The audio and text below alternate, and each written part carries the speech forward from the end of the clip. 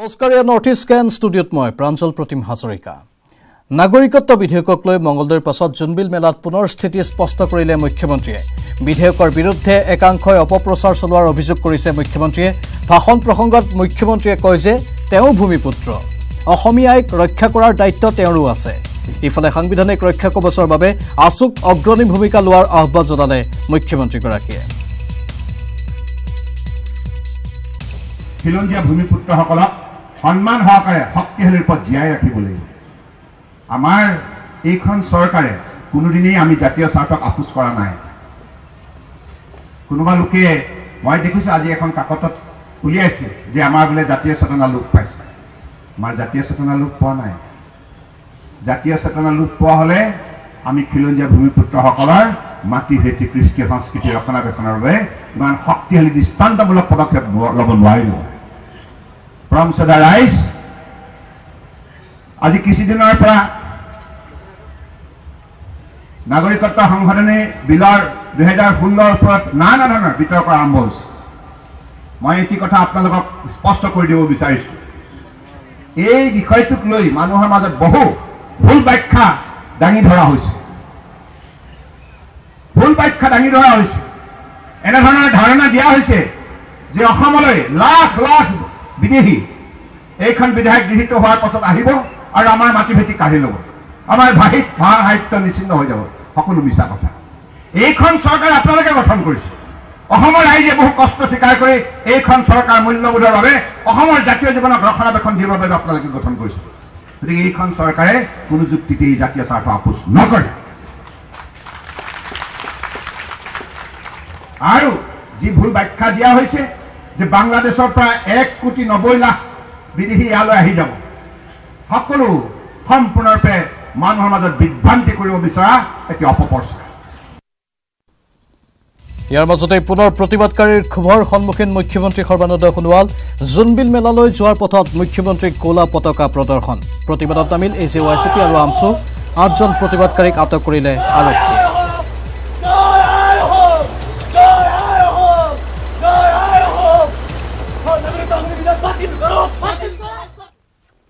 আনফালে ভোগালীৰ পাছতেই পুনৰ দপদপকৈ জ্বলিছে প্ৰতিবাদৰ জুই।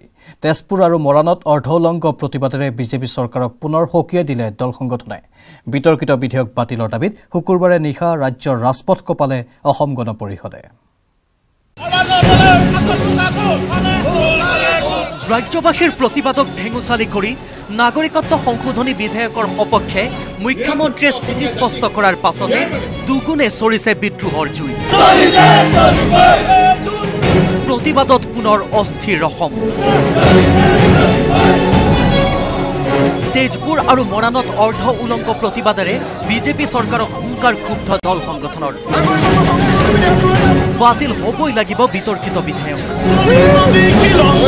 প্ৰধানমন্ত্ৰী নৰেন্দ্ৰ মোদী, মুখ্যমন্ত্ৰী সৰ্বানন্দ সোণোৱাল, মন্ত্ৰী হিমন্ত বিশ্ব বিৰোধী শ্লোগানেৰে তেজপুৰৰ ৰাজপথ কপালে AJYCPয়ে। মৰাণত অৰ্ধ উলংঘ প্ৰতিবাদেৰে বিজেপি চৰকাৰক কঠোৰ সকিয়নি প্ৰদান কৰিলে ঐক্য সেনা অসমে। শাসকীয় দলটোৱে বা চৰকাৰখনে গণতান্ত্ৰিক প্ৰতিবাদৰ কিন্তু মূল্য বুজি পোৱা নাই। সেই গতিকে আজি আমি তেজপুৰৰ ৰাজপথত আমি আজি অৰ্ধ উলংঘ প্ৰতিবাদ কৰি আমি কেন্দ্ৰীয়ৰ লগতে আমাৰ অসম চৰকাৰক আমি বুজাই দিব বিচাৰিছোঁ যে নাগৰিকত্ব সংশোধনী বিধেয়ক 2016 যদি বাতিল নহয়, ইয়াতকৈ তীব্ৰ আন্দোলন গঢ়ি তুলিব আৰু তাৰ বাবে কিন্তু অসম চৰকাৰ সাজু হৈ থাকিব লাগিব। একেদৰে শুকুৰবাৰে নিশা অগপৰ প্ৰতিবাদত কপিল সমগ্ৰ ৰাজ্যৰ ৰাজপথ। জিলাই জিলাই বিশাল জোৰ সমদল বাহিৰ কৰি কেন্দ্ৰলৈ কঠোৰ সকিয়নি অগপ নেতাকৰ্মীৰ। বোকাখাতত প্ৰতিবাদৰ নেতৃত্ব বহন কৰে সভাপতি অতুল বৰাই। কলিয়াবৰত কাৰ্যকৰী সভাপতি কেশৱ মহন্ত আৰু বঙাইগাঁৱত ফণীভূষণ চৌধুৰী, তেজপুৰত বৃন্দাবন গোস্বামীয়ে নেতৃত্ব দিয়ে প্ৰতিবাদক। গৃহ সমষ্টিৰ পৰাই দিল্লী দিছপুৰক সকিয়নি অতুল বৰাৰ। জাতি ধ্বংস প্ৰক্ৰিয়াৰ আৰম্ভণি কৰিছে বিজেপিয়ে। দেশজুৰি বিয়পাই দিয়া হ'ব আন্দোলন।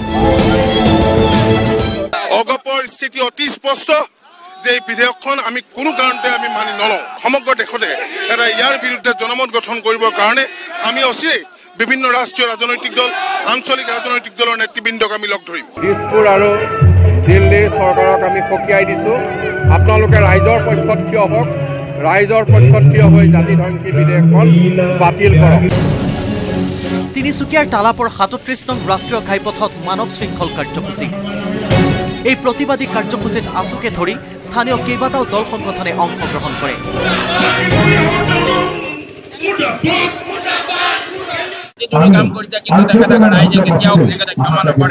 বিভিন্ন ধৰণৰ জাতীয়তাবোধৰ জাতীয় আৱেগৰ কথা তেওঁলোকে কৈছিল, জাতি প্ৰেমৰ কথা কৈছিল, কিন্তু আজিৰ দিনত জাতিৰ স্বাৰ্থত কিন্তু তেওঁলোকে সেই জাতীয়তাবোধ কিন্তু দেখুৱাবলৈ পৰা নাই।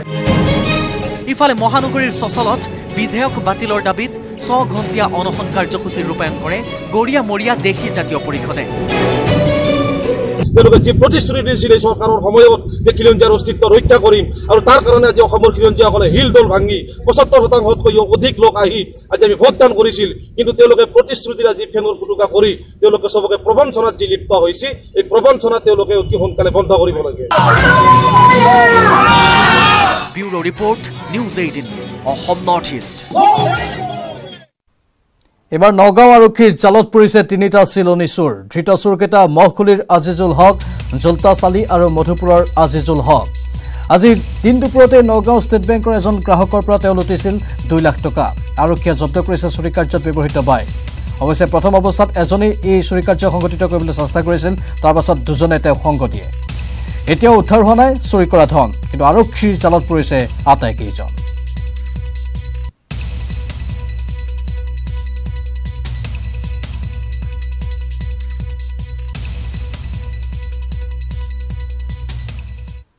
প্ৰায় 11:45 মানত নগাঁও ষ্টেট বেংকলৈ যাওঁ, আৰু সেই যোগে 2 লাখ টকা উলিয়াওঁ। মই উলিয়াই পেলাই তাৰপৰা মই 12টা মানত ওলাই আহিছোঁ। আৰু ধৰক মই বেগটো মানে হাতেৰে সৈতে এনেকৈ টাইটকৈ ধৰি লৈ বেগটো হেণ্ডবেগটো যিডাল লেচডাল হাতৰ ভিতৰত সোমোৱাই পেলাই লৈছিলোঁ। ৰেজিষ্টাৰ অফিচটো পাৰ হৈ পেলাই মই মানে লেফ্ট হেণ্ডৰ পৰা ৰাইট হেণ্ডলৈ যাবৰ কাৰণে ষ্টেপটো নামোতেই পালচাৰ বাইক এখন আহি মোৰ ওচৰতে স্পীডত আহিছে। আহি পাই মানে পিছৰজনে মানে অটোকেইটা মোৰ হাতৰ পৰা এইটো টানিলে, যিটো প্ৰথম অৱস্থাত পৰা নাছিলে, কিন্তু মোৰ এইটো খোল খাই যোৱাত টান মাৰি দিলে বেগটো। টান মাৰি দিয়াত মোৰ হাতৰ এই লেজডাল ছিগি গ'ল। 2জন ল'ৰা আছিলে, পিছৰজনে টানি লৈ গৈছে। কলকাতাত মমতাৰ নেতৃত্বত একত্ৰিত হ'ল বিজেপি বিৰোধী শক্তি। বিশাল সমাৱেশত অংশগ্ৰহণ কৰিলে বিৰোধী দলৰ কেইবাজনো ৰাজনৈতিক ৰথী মহাৰথীয়ে। সমাৱেশলৈ সমৰ্থন জনাইছে ৰাহুল গান্ধীয়েও।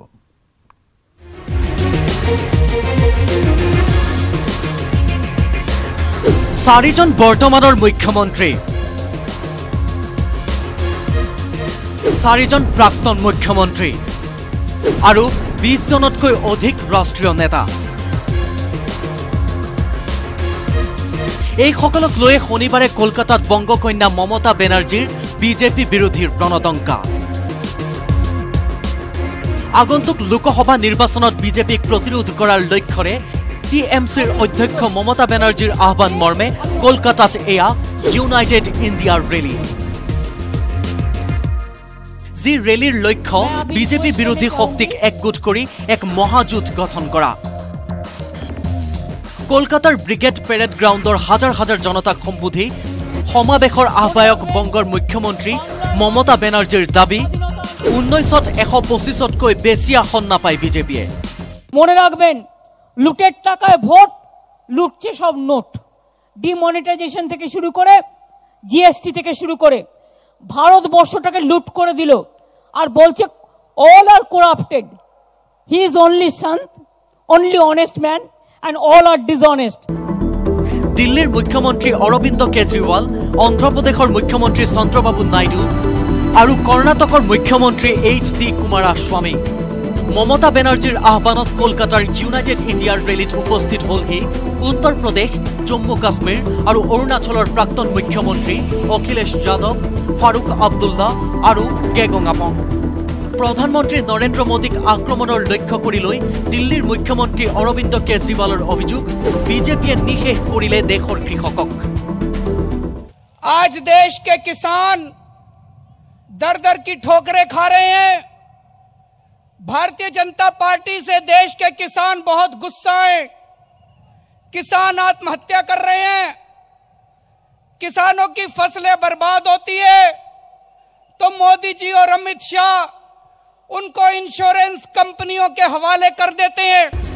देशर बीजेपी विरोधी कोन নাই কলকাতাৰ এই বিশাল সমাবেশত জেডিএছৰ অধ্যক্ষ এইচ.ডি. দেৱগৌড়া, ডিএমকেৰ অধ্যক্ষ কে ষ্টেলিন আৰু আহিল প্ৰাক্তন মুখ্যমন্ত্ৰী তথা প্ৰাক্তন বিজেপি নেতা যশৱন্ত সিনহা। বিদ্ৰোহী বিজেপি নেতা অৰুণ সুৰীয়েও ভাগ ললে মমতা বেনাৰ্জীৰ ইউনাইটেড ইণ্ডিয়াৰ ৰেলীত। কাশ্মীৰৰ পৰা কন্যাকুমাৰীলৈ বিজেপি বিৰোধী নেতাৰ সমাগম কলকাতাৰ ব্ৰিগেড পেৰেড গ্ৰাউণ্ডত। মহাজোঁট গঠনৰ লক্ষ্যৰে মমতা বেনাৰ্জীয়ে লোৱা পদক্ষেপৰ প্ৰশংসা কৰি উত্তৰ প্ৰদেশৰ প্ৰাক্তন মুখ্যমন্ত্ৰী অখিলেশ সিং যাদৱে ক'লে, CBI ED সকলোৰে লগত মহাজোঁট কৰি চৰকাৰ চলাইছে মোদীয়ে। अभी तो हम पे बहुत गुंजाइश है, आप पे 40 गठबंधन हैं। 40 गठबंधन के साथ साथ जैसे जैसे चुनाव करीब आ रहा है, आप और लोगों से भी गठबंधन कर रहे हो, CBI से, ED से, लेकिन हम सबने मिलकर के जनता से गठबंधन कर लिया है और लोकतंत्र में जो जनता तय करती है वही फैसला होता है। मुठते प्रधानमंत्री मोदी और बीजेपी विरोधी ध्वनिरे मुखरित हल कलकातार आकाश बताह। বিজেপিক প্ৰতিহত কৰাৰ লক্ষ্যৰে অনুষ্ঠিত এই সমাবেশত বিজেপি বিৰোধী প্ৰায় সকল নেতাকে দেখা গ'ল শনিবাৰে, কিন্তু লক্ষণীয়ভাৱে দেখা নগ'ল UPAৰ অধ্যক্ষ সোনিয়া গান্ধী তথা কংগ্ৰেছ সভাপতি ৰাহুল গান্ধীক। Bureau report, news 18 Assam north east. আনফালে কলকাতাৰ বিজেপি বিৰোধী সমাবেশত অংশ লৈ নাগৰিকত্ব সংশোধনী বিধেয়কৰ তীব্ৰ বিৰোধিতা মিজোৰামৰ বিৰোধী নেতা লাল দাহুমাৰ। মিজোৰামৰ জোৰাম নেশ্যনেলিষ্ট পাৰ্টিৰ প্ৰতিষ্ঠাপক সভাপতি লাল দাহুমা। We come from Mizoram to witness this historic event with a purpose. As you know, the whole region of Northeast India is burning like a wildfire due to a citizenship amendment bill which was passed by Lok Sabha recently. Due to this bill, the people of North India has been alienated from the rest of the country. কলকাতাত মমতাৰ নেতৃত্বত BJP বিৰোধী শক্তি একত্ৰিত হোৱাৰ পাছতে প্ৰধানমন্ত্ৰী নৰেন্দ্ৰ মোদীৰ টুইটাৰ যোগে প্ৰত্যুত্তৰ প্ৰধানমন্ত্ৰী নৰেন্দ্ৰ মোদীৰ দুৰ্নীতিৰ বিৰুদ্ধে লোৱা মোৰ পদক্ষেপে কিছুমান লোকক অগ্নিশৰ্মা কৰি তুলিছে। মই তেওঁলোকক জনতাৰ ধন লুটৰ পৰা বঞ্চিত কৰিছো, গতিকে এয়া একো ডাঙৰ কথা নহয়, সাধাৰণ কথা। ঘটনাক্ৰমে এতিয়া তেওঁলোক একত্ৰিত হৈছে, গঠন কৰিছে মহাজোঁট বন্ধন। এয়া মোদীৰ টুইট।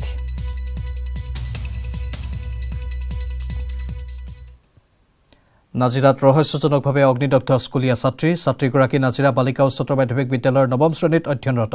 ঘৰত কোনো নথকা অৱস্থাতেই অগ্নিদগ্ধ হ'ল ছাত্ৰীগৰাকী। প্ৰেমজনিত ঘটনাৰ পৰিণতি বুলি সন্দেহ কৰিছে স্থানীয় ৰাইজে। সম্পূৰ্ণৰূপে অগ্নিদগ্ধ ছাত্ৰীগৰাকীক শিৱসাগৰ অসামৰিক চিকিৎসালয়ত ভৰ্তি কৰোৱা হৈছিল যদিও চিকিৎসকে উন্নত চিকিৎসাৰ বাবে ডিব্ৰুগড় অসামৰিক চিকিৎসালয়লৈ প্ৰেৰণ কৰে। নাজিৰাৰ পৰা আহিছে এই খবৰটো। ইতিমধ্যে আমি আপোনালোকক জনাইছোঁ ঘটনাৰ সবিশেষ। ৰহস্যজনকভাৱে অগ্নিদগ্ধ হৈছে স্কুলীয়া ছাত্ৰীগৰাকী নাজিৰা বালিকা উচ্চতৰ মাধ্যমিক বিদ্যালয়ৰ 9ম শ্ৰেণীত অধ্যয়নৰত। ঘৰত কোনো নথকা অৱস্থাতেই অগ্নিদগ্ধ হ'ল ছাত্ৰীগৰাকী। প্ৰেমজনিত ঘটনাৰ পৰিণতি বুলি সন্দেহ কৰিছে স্থানীয় ৰাইজে। পিছফালৰ পৰা ৰখি আছিলোঁ, পিছফালৰ পৰা কি হ'ল মই ভালদৰে গম নাপাওঁ। লগৰ কেইজনমান আহি আছে, মই ঘূৰি পিনি এইফালে ৰখি আছিলোঁ, পিছফালে চাই লৈ লাগি গ'ল কিবা কিবি জুইত। তাৰপিছত মই পৰিলে পূৰা চিঞৰিছোঁ, তাৰপিছত পানীত জঁপিয়াই দিলোঁ মই একদম গৈ পিনি। কোনে জ্বলাইছে তুমি দেখিছিলা? নাই। বিদ্যালয় ছুটিৰ সময়ত আৰু এই যিটো অঞ্চল স্কুল ছুটিৰ পিছত স্কুলৰ শিক্ষকে দেখাৰো কব্জা নহয়। বিদ্যালয়ৰ পৰা ওলাই অহাৰ পাছত এই ঘটনাটো সংঘটিত হ'ল, কিন্তু বিদ্যালয়ে প্ৰথম দেখা নাই। প্ৰত্যক্ষ দেখি আৰু বহুত আঁতৰৰ পৰা এজন ছোৱালী জ্বলি থকা দেখিছে আৰু পানীলৈ পৰি দিয়া দেখিছে। পানীলৈ পৰি দিয়াৰ পাছত ছোৱালীজনী পানীত পৰি ইতিমধ্যে ছোৱালীজনীৰ 60% তেওঁ জ্বলিছে। ৰাজনীতিৰ পাছত এইবাৰ ক্ৰিকেটৰ পথাৰতো দুৰ্দান্ত যুঁজ দিলে প্ৰাক্তন মুখ্যমন্ত্ৰী তৰুণ গগৈয়ে। টিয়কত ক্ৰিকেটাৰৰ ৰূপত তৰুণ গগৈ লাহদৈগড় যুৱ মঞ্চই আয়োজন কৰা সদৌ অসম দিবানৈশ ক্ৰিকেট উদ্বোধন কৰিবলৈ আহি ৰূপজ্যোতি কুৰ্মীৰ প্ৰথমটো বলত অফ বেলেঞ্চ হ'ল তৰুণ গগৈ।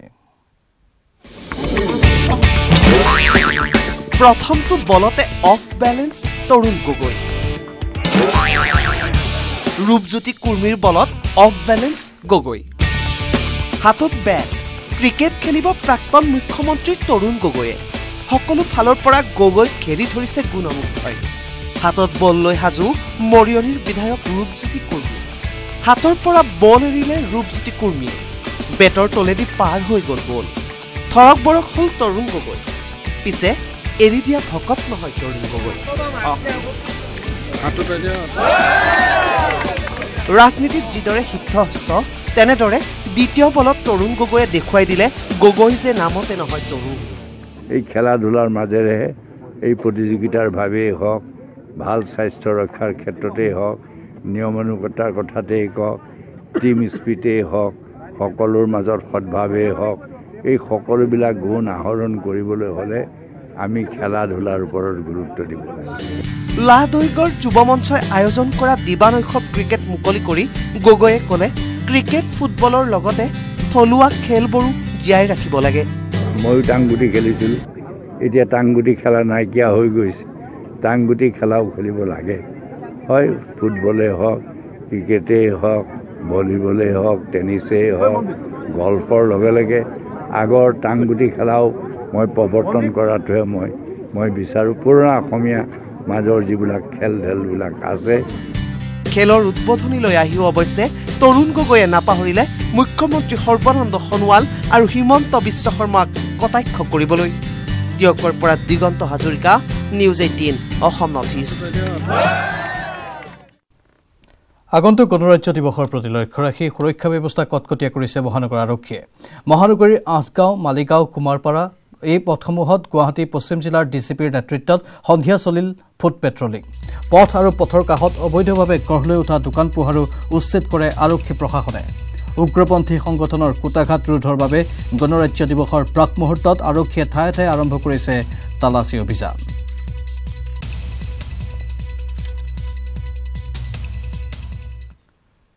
আৰু এইখিনি মুহূৰ্তৰ এক ব্ৰেকিং নিউজ ৰাহুল ৰয়ক কংগ্ৰেছৰ পৰা বহিষ্কাৰ কৰা হৈছে কংগ্ৰেছৰ প্ৰাক্তন বিধায়ক হয় ৰাহুল ৰয় আজি হাইলাকান্দি জিলা সভাপতিৰ পদ ত্যাগ কৰিছিল ৰাহুলে নাগৰিকত্ব সংশোধনী বিধেয়কক সমৰ্থন জনাই সভাপতি পদ ত্যাগ কৰিছিল তেওঁ আৰু তাৰ পাছতেই ৰাহুল ৰয়ক কংগ্ৰেছৰ পৰা বহিষ্কাৰ কৰা হৈছে কংগ্ৰেছৰ প্ৰাক্তন বিধায়ক হয় ৰাহুল ৰয় প্ৰাক্তন মন্ত্ৰী গৌতম ৰয়ৰ পুত্ৰ ৰাহুল ৰয় আজি হাইলাকান্দি জিলা সভাপতিৰ পদ তেওঁ ত্যাগ কৰিছিল নাগৰিকত্ব সংশোধনী বিধেয়কক সমৰ্থন জনাই সভাপতি পদ ত্যাগ কৰিছিল আৰু অৱশেষত তেওঁ কংগ্ৰেছৰ পৰাই বহিষ্কাৰ কৰা হ'ল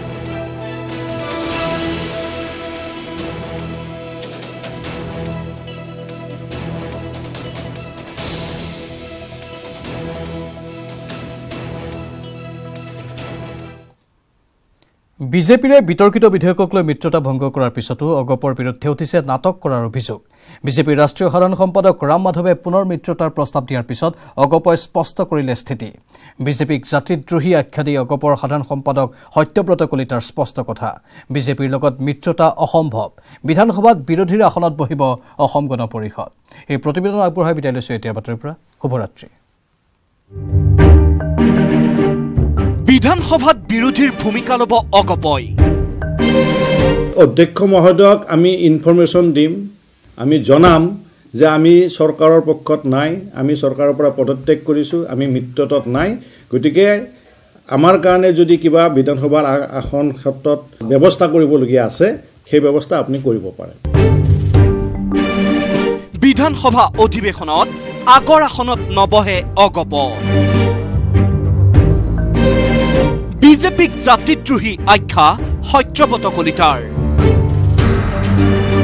যে জাতিদ্ৰোহী বিজেপিৰ লগত পুনৰবাৰ চৰকাৰত থকা সম্ভৱ নহয় বিতৰ্কিত নাগৰিকত্ব আইন সংশোধনী বিধেয়কক লৈ বিজেপিৰে মিত্ৰতা ভংগৰ পিছতো অসম গণ পৰিষদৰ বিৰুদ্ধে উঠিছে নাটক কৰাৰ অভিযোগ মিত্ৰতা ভংগৰ নাটক কৰিছে নেকি অগপই